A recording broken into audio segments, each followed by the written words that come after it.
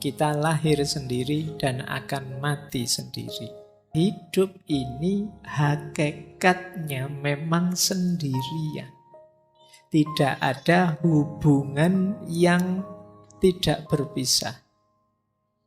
Semua hubungan, semua relasi pasti pada saatnya berpisah.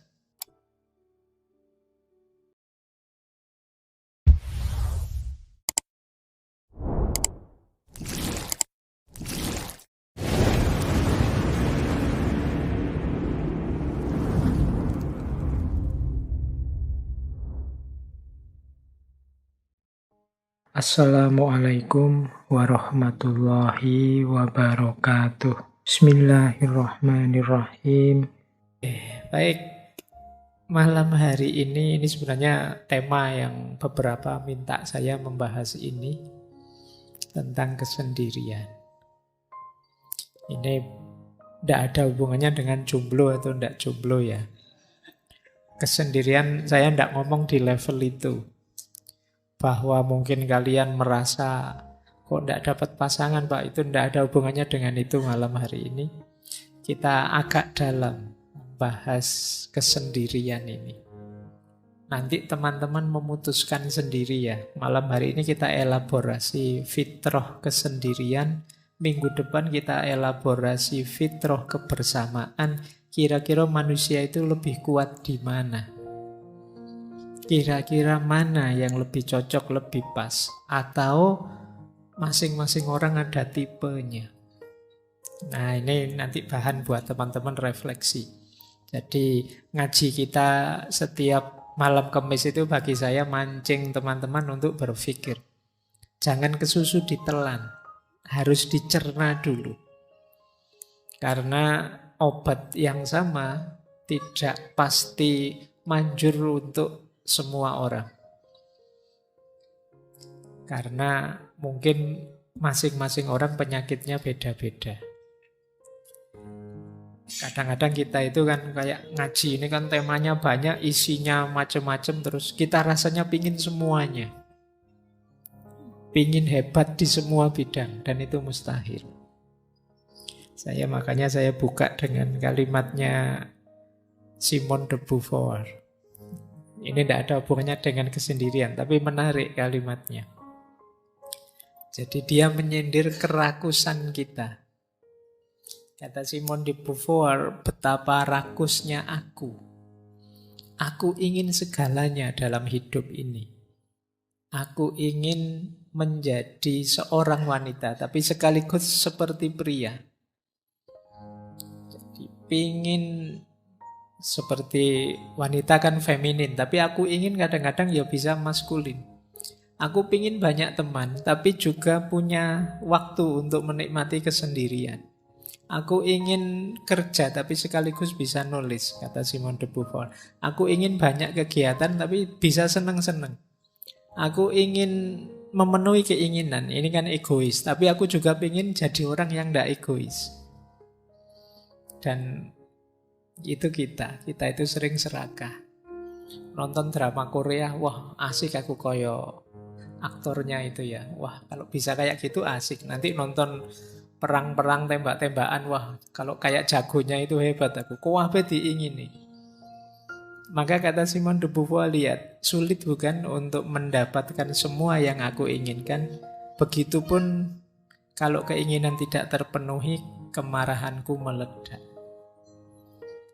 Ini yang sering saya wanti-wanti, yuk tahu diri, tahu batas. Kunci awal batas itu ada di keinginan. Kita harus jeli benar memutuskan apa yang harus aku inginkan. Begitu meleset, kita akan stres. Yang harusnya tidak diinginkan kok kita inginkan, wis itu mati-matian mesti teman-teman. Jadi dan diingatkan oleh Simone de Beauvoir ini, beliau ini pasangannya Sartre, filosof eksistensialis, meskipun beliau lebih dikenal filsafatnya dalam hal feminisme. Baik, jadi kita buka dengan ini untuk mengingatkan ya, yang baik itu banyak, Tapi yang baik, yang cocok dan pas untuk situasi teman-teman itu apa? Perlu perenungan agak dalam. Tidak sekedar baik langsung dicomot. Kita harus ngecek ini kompatibel apa enggak dengan saya. Ngaji Al-Quran dengan jahar keras itu baik, tapi kok di tengah-tengah kayak gini ngaji terus kamu ngaji Yasin itu ya tidak kompatibel kebaikanmu dengan situasi saat ini. Jadi maka di antara tahu batas dalam hidup itu kita tahu batas keinginan kita, mana yang harus kita inginkan, mana yang tidak cocok untuk kita inginkan sekarang. Mungkin besok, mungkin lusa, mungkin minggu depan baru cocok. Jadi yang sulit dalam hidup ini bukan milih antara yang benar dan buruk. Kalau ini lebih mudah. Saya harus jujur apa bohong, Pak? Ya mesti aja jujur. Tapi yang sulit itu antara yang baik dengan yang baik. Pak, saya harus jujur atau membesarkan hatinya? Beda kan? Membesarkan hati itu kan kadang-kadang agak bohong. Tapi kan biar membesarkan hati temannya. Itu kan dua hal yang baik. Kalau saya jujur, dia bisa putus asa. Tapi kalau saya tidak jujur, jangan-jangan saya berdosa. Nah, ini kan dua hal yang sama-sama baik. Kalau temanmu tanya misalnya, hari ini aku cakep enggak? Itu kan jawabnya dilematis. Kamu mau jawab jujur, nanti dia putus asa. Kalau saya bohong, tapi kok jangan-jangan dia malah tidak bagus buat dirinya, tidak paham kenyataan dirinya, itu kan sulit. Dua-duanya sama-sama baik. Jadi yang sulit justru di situ. Maka pinter-pinter kita membaca situasi. Makanya filsafat itu cinta kebijaksanaan. Tidak sekedar kebenaran atau kebaikan. Bijaksana itu bisa milih ini tadi. Mana situasi yang pas, mana yang cocok sesuai ruang dan waktunya. Ya kayak malam hari ini ada banyak adik-adik kecil rame. Tapi kan wajar kecil. Kalau kalian yang rame bisa dipukuli temenmu. Jadi ini proporsional pas gitu loh. Kamu tidak bisa marahi, kasihan kalau dia dimarahi. Yang kecil-kecil, tapi kalau yang besar-besar sudah layak untuk dimarahi. Nah ini pentingnya kita ngerti situasi, kompatibilitas keputusan kita dengan situasi. Baik, bismillah. Nah, sekarang kita belajar tentang kesendirian. Ini nanti juga teman-teman harus tahu takarannya. Kapan saya harus sendiri? Kapan saatnya saya berbaur? Bismillah ya, kita mulai. Saya awali dari makna-makna. Jadi ada dua istilah yang terkenal sekali kalau dalam bahasa Inggris, yaitu loneliness dan solitude. Ini dua-duanya artinya kesendirian, kesepian. Tapi maknanya berlawanan. Jadi loneliness itu kesannya agak negatif. Kalau solitude itu positif. Jadi sendiri yang positif dan sendiri yang negatif. Sendiri yang negatif itu kita menyebutnya kesepian. Kalau sendiri dan kita kesepian itu kan tersiksa. Kesepian itu di situ saya tulis bagian dari yang kita rasakan saat sendiri. Ada loh orang yang sendiri tapi tidak kesepian. Biasanya memang dia senengnya sendiri. Makanya saya sebut itu di situ ada istilah menyendiri. Menyendiri itu memang orang yang dorongan jiwanya ingin sendiri. Jadi ada loneliness, ada solitude. Itu saya ambil dari Paul Tillich, teolog filosof. Dalam bukunya The Eternal Now. Jadi, apakah kesendirian itu menyakitkan, Pak? Kalau loneliness, iya. Tapi kalau solitude, tidak.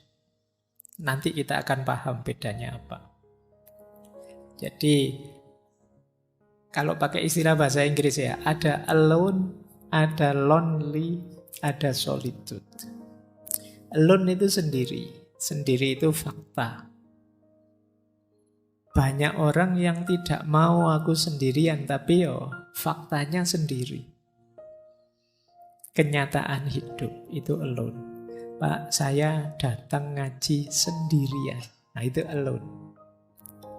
Tapi kalau Pak, saya datang ngaji kesepian saya, Pak. Itu rasamu. Nah, Pak, saya datang ngaji memang ingin duduk di pojok biar tidak terganggu. Ini menyendiri namanya. Nah, bedanya di situ. Ada orang yang sendiri dan tersiksa, ada yang tidak. Jadi ini bedanya ya, sendirian dan kesepian. Kalau ada temanmu, kamu sendirian enggak? Oh ya sendirian, tak temeni ya. Enggak mesti dia senang kamu temeni. Karena kalau dia pas sendirian dan dia sukanya memang sendirian, kamu datang dan menemani, itu dia terganggu.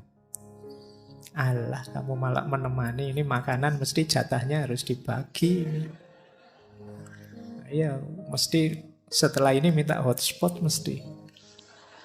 Setelah ini, iya kan? Nah, kamu malah ganggu. Wong dia sendirian nyaman kok, kamu malah datang pengen menemani.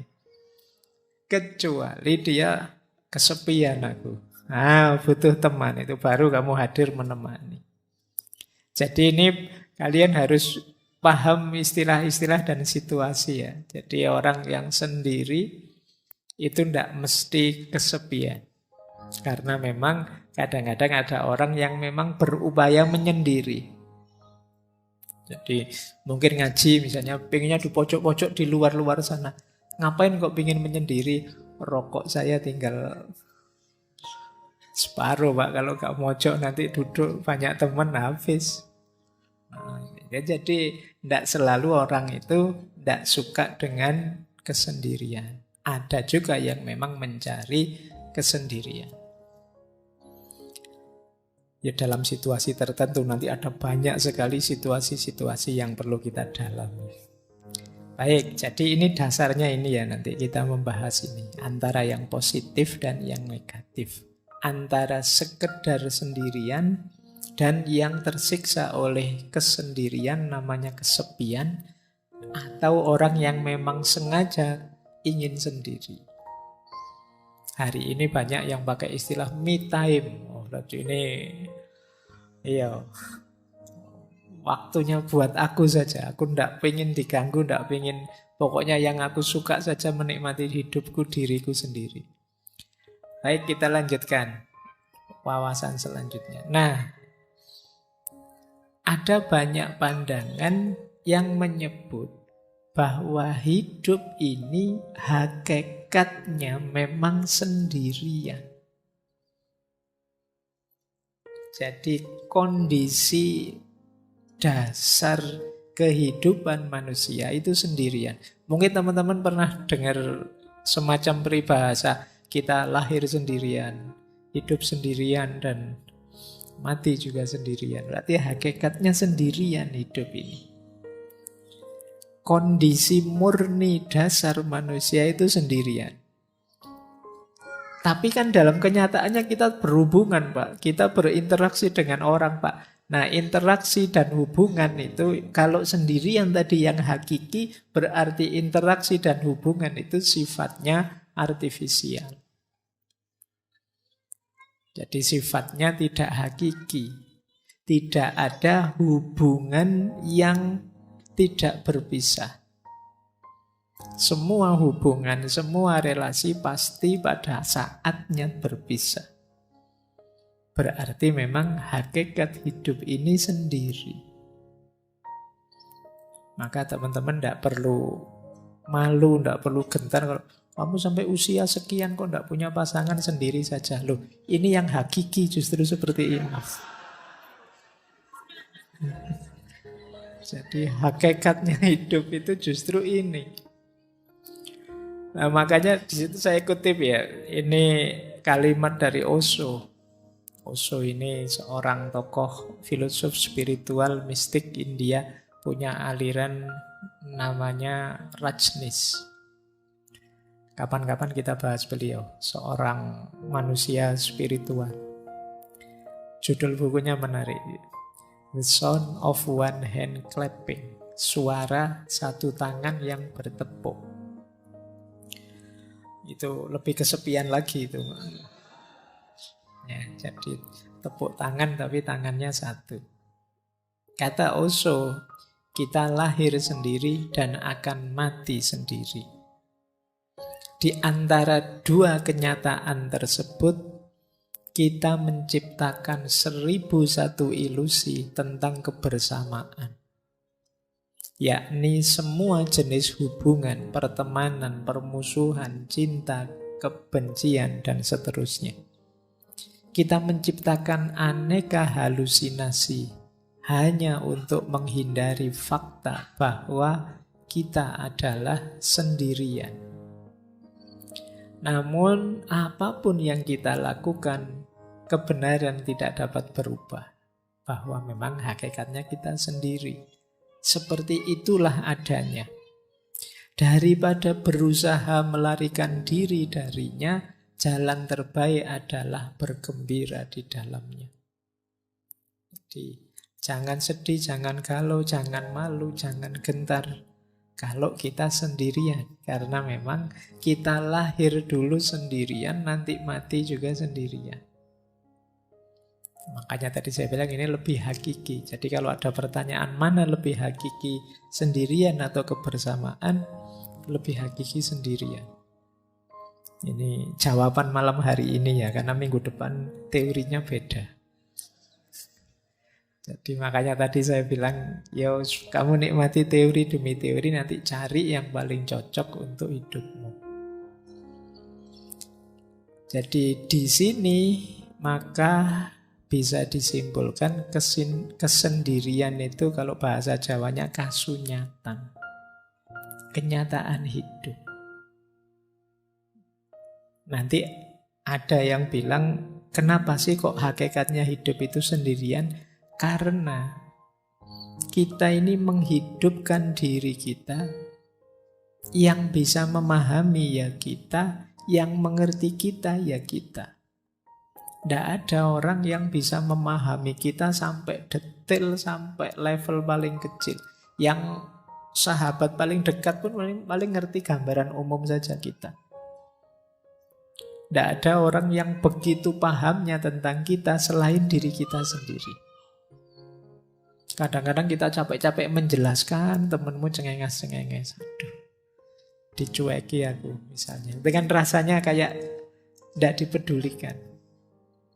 Kita kadang mati-matian untuk dihargai orang, dihormati orang. Tetap saja tidak dihargai, tidak dihormati. Sakit hati kita, rasanya kita disisihkan sendirian. Jadi kita hidup sendirian, kita lahir sendirian, dan nanti mati juga sendirian. Besok dihisab oleh Allah juga sendirian. Kalau bahasanya Al-Quran kan, wala taziru waziratun wizra ukhra. Tidak ada orang bisa menanggung dosanya atau bebannya orang lain. Yang kamu lakukan, kamu pertanggungjawabkan sendiri. Maka kesendirian adalah kasunyatan, kenyataan hidup yang tidak mungkin bisa kita bantah. Baik, kita lanjutkan ya. Ini alasnya ini nanti, kenapa nanti kesendirian itu penting dan menarik. Nah, sebelum masuk ke teori, ini menarik. Ada orang yang punya dorongan jiwa atau kecenderungan jiwa untuk lebih suka sendirian. Kita menyebut orang semacam ini namanya orang-orang introvert. dia lebih nyaman, lebih bisa menikmati hidup dalam kesendirian. Jadi ini mengingat tadi ya, ada solitude, ada lonely. Orang-orang yang jenis ini itu justru lebih nyaman dalam kesendirian. Kalau kita gelisah kalau sendiri, orang-orang semacam ini itu lebih senang sendiri. Hadirnya yang lain itu merepotkan saja. Nah, kita lihat ya, saya tidak tahu teman-teman ada di sini apa enggak. Saya menyimpulkan secara umum saja dari berbagai sumber. Coba dicek ya, teman-teman masuk introvert apa enggak. Ini dulu pernah kita bahas agak panjang di sesi psikologi, saya lupa itu. Yang pertama begini, kalau teman-teman merasa berinteraksi dengan orang itu capek, lelah saya Pak melayani teman-teman itu. Nah itu kemungkinan kita ada indikasi ke sana. Karena orang yang ekstrovert itu senang, gembira. Mungkin capek tapi dia bisa menikmati. Tapi orang-orang yang jenis introvert ini, dia merasa, alah, berjam-jam saya harus melayani tamu sebanyak ini, bikin capek saja. Nah itu teman-teman kok enggak pulang-pulang toh, saya mau tidur, saya segera ingin main game, saya segera ingin main itu. Nah itu kemungkinan introvert. Yang kedua, circle-nya kecil. Orang-orang yang senang sendirian itu biasanya ya circle-nya tidak banyak. Temannya 1, 2, 3 dan hanya itu-itu saja. Lebih suka menghabiskan waktu sendirian. Orang semacam ini self-healing terbaik menurut dia ya di rumah, di kamar. Kalian kan sering ngajak, yuk healing, yuk jalan-jalan. Healing itu kan selama ini kita mengartikan kemana tuh kayak jalan-jalan kayak. Tapi bagi orang ini healing terbaik itu ya di kamar. Jadi begitu masuk kamar itu disitulah surganya. Nah kalau ada yang seperti ini mungkin kalian ada jiwanya agak introvert. Jadi lebih senang di kamar saja. Kemudian tidak suka lingkungan yang berisik. Kalau ada rame-rame dia, alah apa sih itu?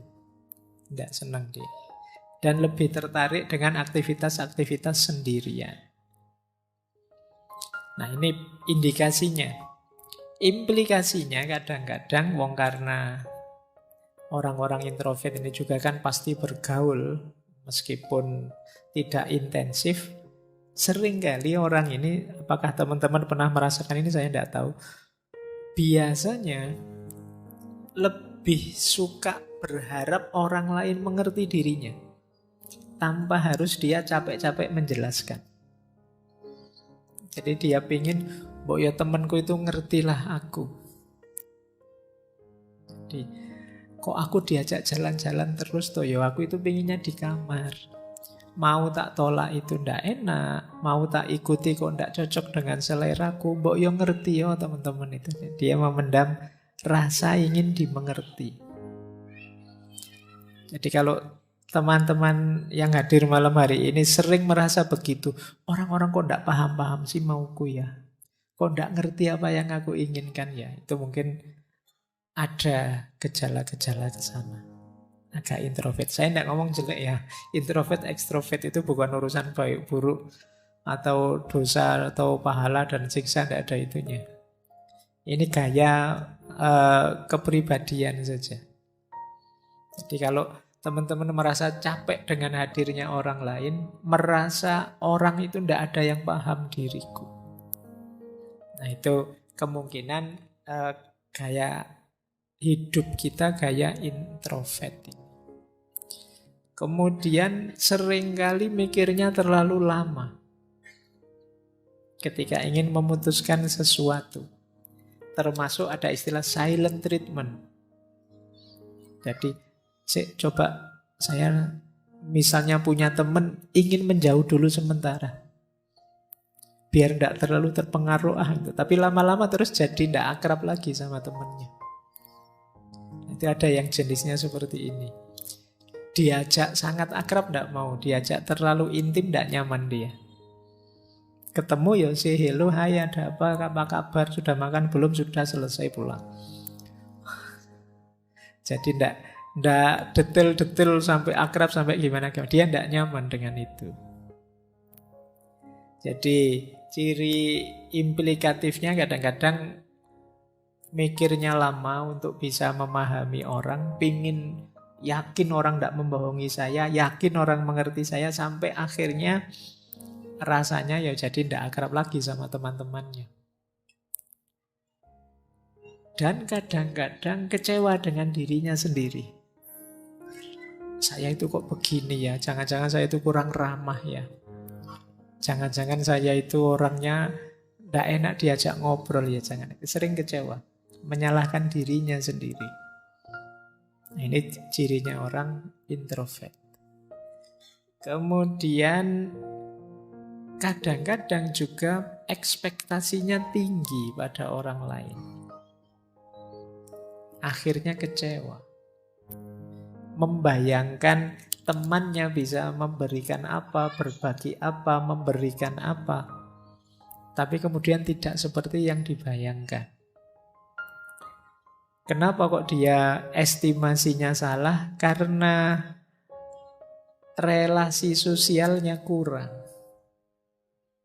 Sehingga kadang-kadang mungkin mudah ditipu orang, mudah dikecewakan orang. Dia tidak ngerti kalau orang gayanya kayak gini ini ya biasanya ngapusi.